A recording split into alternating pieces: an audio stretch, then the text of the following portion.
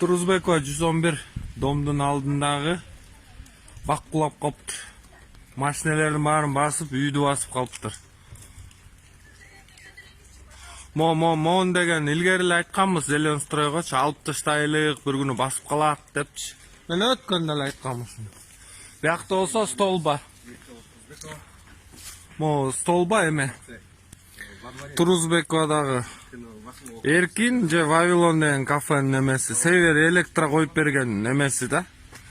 Столбасы кулап машинени басып калыптыр биздин жителдин машинесин. Муну ким төлөп берет эми? Север электробу же эмеби?